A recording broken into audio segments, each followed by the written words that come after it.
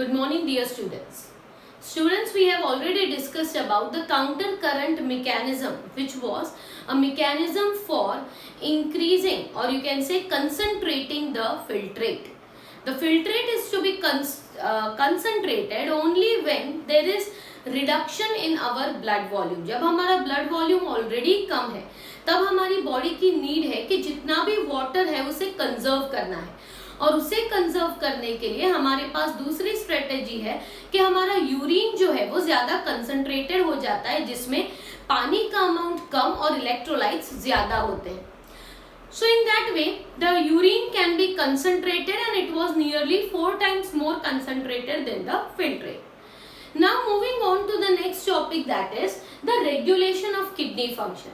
Kidney अपने जो भी एक्टिविटीज है वो रेगुलेट करता है with the different methods, right, कि यूरिन को कब कंसंट्रेट करना है, यूरिन को कब डाइल्यूट करना है, राइट. ये सारे एक्टिविटीज जो है वो कौन रेगुलेट करता है? तो it is regulated by different modes. The very first method of regulation, that is the regulation by a hormone called antidiuretic hormone. So first we are going to talk about first type of regulation method, that is regulation by ADH. Okay, here ADH stands for antidiuretic hormone. This antidiuretic hormone is also known as vasopressin. This hormone is known as vasopressin. So, when is this hormone released and how does it regulate the activity of the kidney? That we need to understand. Whenever our blood volume decreases, okay, whenever the blood volume decreases, blood volume का decrease होना मतलब क्या कह रही हूं मैं, हमारा normal blood volume क्या है, 5 लीटर्स है, ठीक है, 5 to 5.5 लीटर्स, और ये usually 5 to 5.5 litres he maintain रहता है. आप पानी पीते हो तो भी वो उतना मेंटेन रहता है, आप यूरिनेट करते हो तो भी वो उतना मेंटेन रहता है. मतलब हमारे ब्लड का वॉल्यूम जो है वो ज्यादा कोई चेंज होने वाला नहीं है. तो कंसिस्टेंटली सेम रखने के लिए कुछ तो सोर्स होना चाहिए कि how is it possible that we drink 2 glasses of water at a time and still the blood volume does not increase. Otherwise क्या होना चाहिए, अल्टीमेटली अब्सॉर्ब होके तो सब ब्लड में ही जाता है, तो ब्लड में पानी जाने की वजह से ब्लड वॉल्यूम क्या हो जाना चाहिए, बढ़ जाना चाहिए. पर यूजुअली हमारी बॉडी के पास स्ट्रेटेजी है कि वो ब्लड वॉल्यूम को ज्यादा फ्लक्चुएट होने नहीं देता. पर अगर मान लीजिए आपने सुबह से पानी नहीं पिया, या you are in a condition where you are sweating excessively, तो आप वाटर को लूज करते हो. जब वाटर को आप लूज करते हो उसका मतलब ये हुआ कि आपका जो ब्लड का वॉल्यूम है वो थोड़ा थोड़ा कम हो रहा है. तो जब भी ऐसे ब्लड वॉल्यूम डिक्रीज हो तो क्या होता है, that hypothalamus of our brain releases a hormone called ADH, which is released out through the posterior lobe of the pituitary gland. So whenever the blood volume decreases, the hypothalamus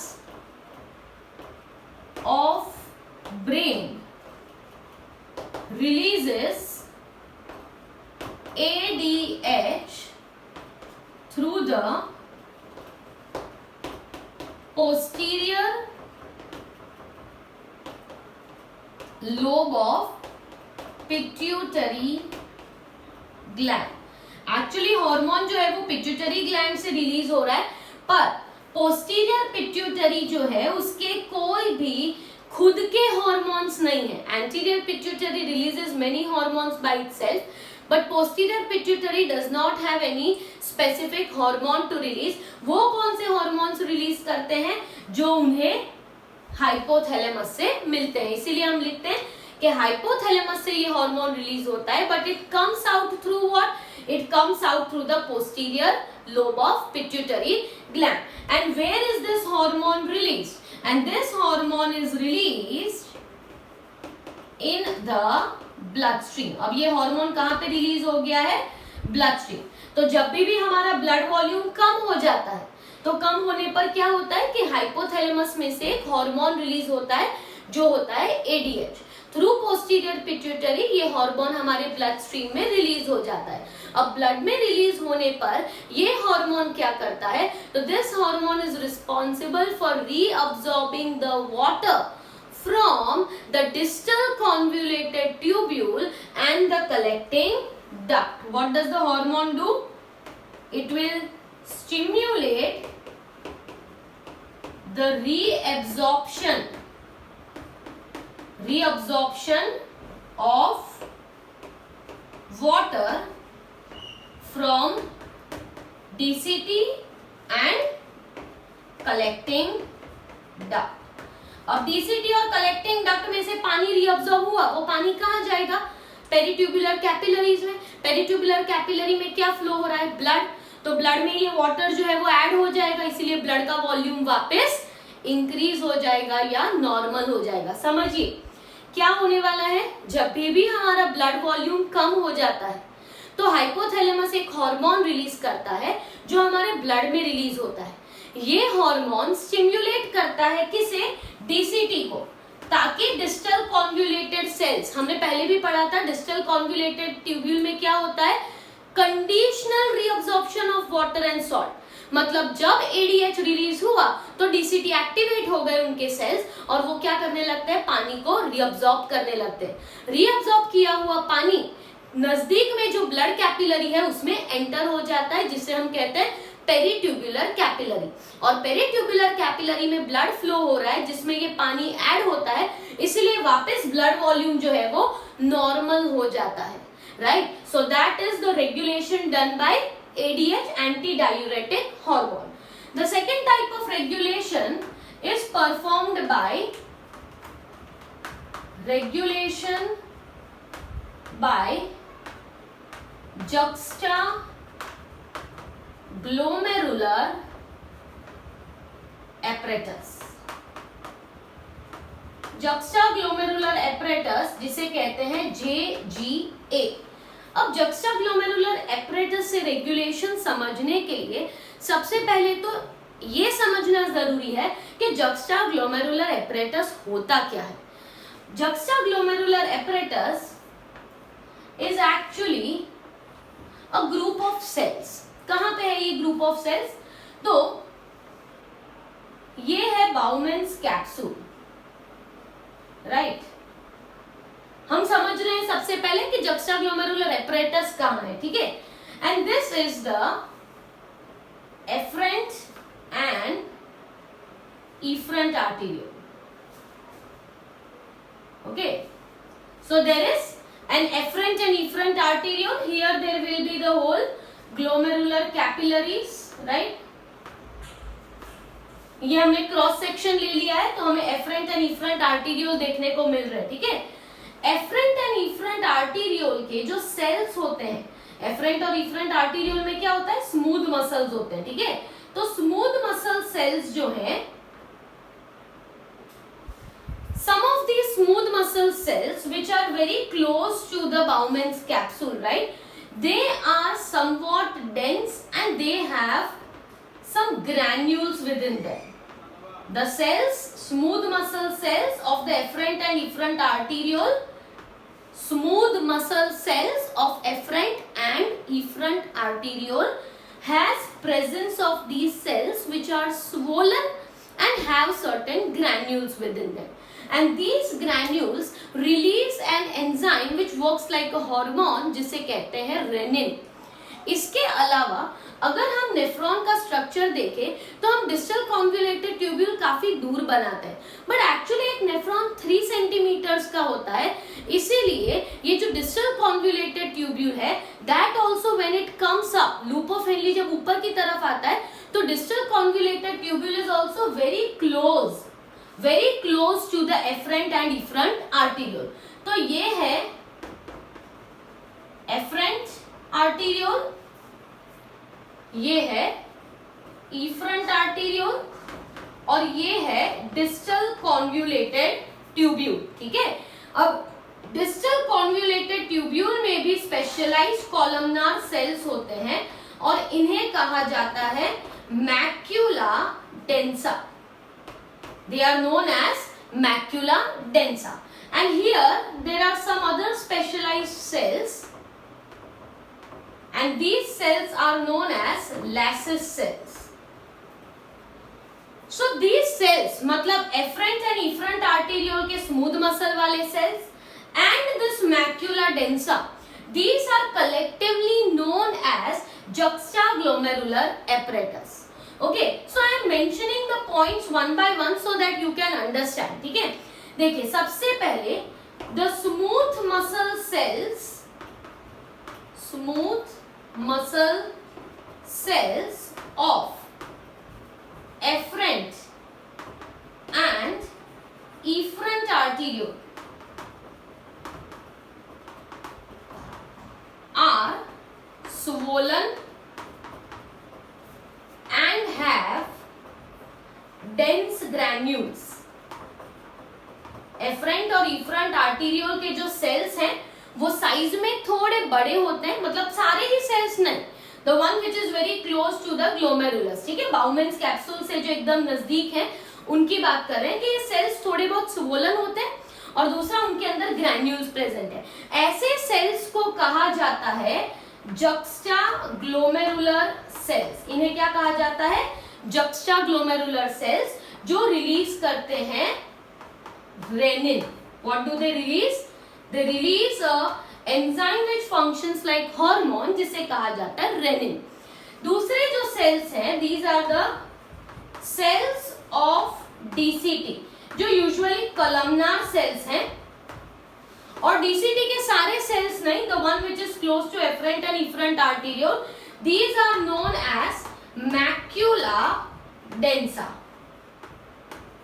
So these cells, JG cells plus macula densa is collectively known as juxtaglomerular apparatus. क्या मैंने कहा? The cells of efferent and efferent arteriole मतलब JG cells, JG cells plus the macula densa, इस apparatus को, पूरे apparatus को क्या कहा जाता है? juxtaglomerular apparatus। अब हम समझते हैं कि juxtaglomerular apparatus से रेगुलेशन कैसे होता है। तो juxtaglomerular apparatus के जो सेल्स है, JG सेल्स, ये क्या करते हैं? They release renin. अब ये जो रेनिन रिलीज किया, ये रेनिन कहां पे रिलीज होता है? ब्लड में रिलीज होता है, ठीक है। अब ये रेनिन जो है, that will convert angiotensinogen which is a peptide into angiotensin 1 and 2। समझिए, रेनिन जो है, पहले हमने समझ लिया कि JGA apparatus क्या है, कहां पे लोकेटेड है। अब हम समझ रहे हैं कि उनसे रेगुलेशन कैसे होता है। तो juxtaglomerular सेल्स जो हैं, ये juxtaglomerular सेल्स हार्मोन रिलीज कर रहे हैं, रेनिन। ये जो रेनिन है वो एंजियोटेंसिनोजन नाम का एक पेप्टाइड है, एक प्रोटीन है, उसे कन्वर्ट करता है एंजियोटेंसिन 1 एंड 2 में। ये एंजियोटेंसिन 1 और 2 क्या करते हैं? That they constrict the blood vessels and thereby increases the blood pressure. क्या करते हैं ये? ब्लड वेसल्स जो होती है उन्हें नैरो कर देते हैं। नैरो करने की वजह से क्या होता है कि ब्लड प्रेशर जो है वो इंक्रीज होता है। They are responsible for increasing the blood volume. ये भी क्या करते हैं? ब्लड वॉल्यूम को बढ़ाने का ट्राई करते हैं बाय 2 वेज। 2 तरह से ब्लड वॉल्यूम बढ़ाने का ट्राई करते हैं। पहला क्या करेंगे? that they will be reabsorbing, मतलब जब ये एंजियोटेंसिन 2 रिलीज होता है तो उसका मेन फंक्शन क्या है कि पीसीटी में से वाटर और NaCl का maximum reabsorption, so increases reabsorption of water and NaCl from PCT. वैसे भी पीसीटी वाटर और NaCl को रीअब्सॉर्ब करता ही है, पर यहाँ पे in presence of angiotensin 2 it will stimulate more rapid reabsorption of water। अब जब वाटर रीअब्सॉर्ब होगा तो ये वाटर कहाँ पे एंटर होगा, पेरिट्यूबुलर कैपिलरी में, इसलिए ब्लड वॉल्यूम क्या हो जाएगा, इंक्रीज हो जाएगा, क्योंकि वो ब्लड में अब ये वाटर भी ऐड हो रहा है, इसलिए overall volume of blood will increase. Secondly, it stimulates release of aldosterone from adrenal cortex. adrenal cortex जो है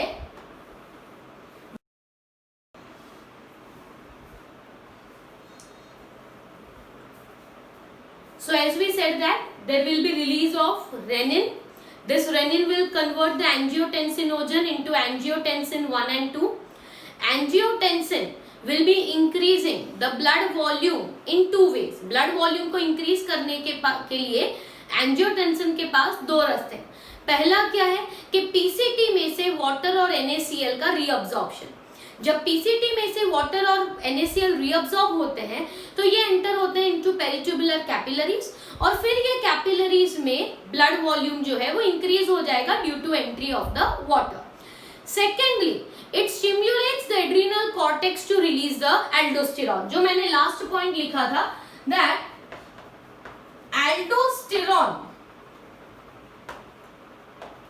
is released from the adrenal cortex. अब ये एल्डोस्टेरॉन क्या करता है, इट विल स्टिम्युलेट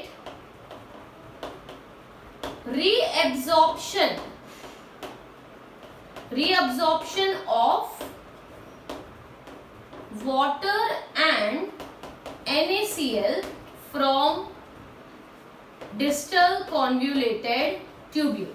अब डिस्टल कॉन्वोल्यूटेड ट्यूब्यूल में से वाटर जब रीअब्सॉर्ब होगा तो what it will result into, this will increases the blood volume, right. तो ब्लड वॉल्यूम कैसे इंक्रीज हुआ, एक तो पीसीटी में से रीअब्सॉर्प्शन स्टिम्युलेट किया किसने, that is by the angiotensin, और दूसरा एल्डोस्टेरॉन रिलीज होता है जो रीअब्सॉर्ब करवाता है वाटर और NaCl को. पहले NaCl रीअब्सॉर्ब होता है, due to entry of NaCl water also gets reabsorb, और जब वाटर और NaCl रीअब्सॉर्ब होके ब्लड में एंटर होते हैं तो वापस ब्लड वॉल्यूम जो है वो इंक्रीज हो जाता है, right. So this pathway of regulation is known as renin angiotensin aldosterone system. This pathway of regulation through juxtaglomerular apparatus, ये जो juxtaglomerular apparatus से जो रेगुलेट हुआ उस पूरे पाथवे का दूसरा नाम है renin angiotensin aldosterone system, that is RAAS. So sometimes kidney regulation जो है वो specifically 2 marks में पूछा जाता है, that explain the role of ADH for kidney regulation, or you can say explain the role of RAAS for regulating the activity of the kidneys. अगर different separately पूछना है तो भी पूछा जा सकता है, and it can be collectively also asked as a 3 mark question. Next is the third type of regulation, which we can say as regulation by atrial natriuretic factor. Atrial natriuretic factor, it is known as ANF. Regulation by atrial natriuretic factor, ANF. Now ANF is a hormone that is released by the wall of atria of the heart. हमें पता है कि heart में auricles और ventricles ऐसे दोनों chamber होते हैं, तो जो एट्रिया है, ऑरिकल्स, उनके जो वॉल है वहां से ये हार्मोन रिलीज होता है, atrial natriuretic factor. It is released when the blood volume is high. तो ब्लड वॉल्यूम हाई है तब रिलीज हो रहा है, इसका मतलब कि ANF की एक्टिविटी जो है it opposes the activity of RAAS as well as ADH. So we will mention that it is opposite to the action of RAAS as well as ADH. क्योंकि रेनिन एंजियोटेंसिन एल्डोस्टेरॉन सिस्टम या ADH ये कब release होते हैं? जब blood volume कम हो जाता है ताकि ब्लड वॉल्यूम को बढ़ा सके। पर ANF कब रिलीज होता है? जब ब्लड वॉल्यूम ऑलरेडी हाई है और अब ब्लड वॉल्यूम को थोड़ा लोअर डाउन करना है, तब रिलीज होता है ANF. So ANF is responsible for inhibiting the release of renin from JG cells. अगर juxtaglomerular cells में से रेनिन ही रिलीज नहीं होगा, तो रेनिन रिलीज नहीं होगा उसका मतलब क्या हुआ कि there will be no conversion of angiotensin to angiotensinogen to angiotensin. Angiotensin नहीं है मतलब एल्डोस्टेरॉन नहीं है, रीअब्जॉर्प्शन कम हो जाएगा. रीअब्जॉर्प्शन कम हो जाएगा उसका मतलब कि वो जो फिल्ट्रेट है उसमें वाटर का कंटेंट ज्यादा रहेगा और इसीलिए यूरिन कैसा बनेगा? Dilute, right? क्योंकि वाटर का रीअब्जॉर्प्शन बहुत ही कम हो रहा है और कम रीअब्जॉर्प्शन मतलब more amount of water is remove. Water remove होने से blood volume can be again brought back to normal. It also inhibits activity of ADH. ADH is also responsible for reabsorption of water from distal convoluted tubule. Water reabsorb नहीं होगा, इसका मतलब क्या हुआ कि जो यूरिन रिलीज होगा वो डाइल्यूट होगा जिसमें पानी बहुत ही ज्यादा है. And therefore we can say that ANF functions opposite to RAS as well as ADH and therefore it is released only when blood volume becomes very high. जबकि ये कब रिलीज होते हैं? when blood volume is low. Okay, so in short this regulation, what is regulated? So these all pathways regulate blood volume. Blood volume के साथ साथ blood pressure भी regulate होगा, राइट? ब्लड प्रेशर के साथ साथ there will be regulation of even salt और ionic concentration as well as volume of the body fluids. ये सारी चीजें रेगुलेट होंगी by these three factors, that is ADH, renin angiotensin aldosterone system, and the third one that is ANF.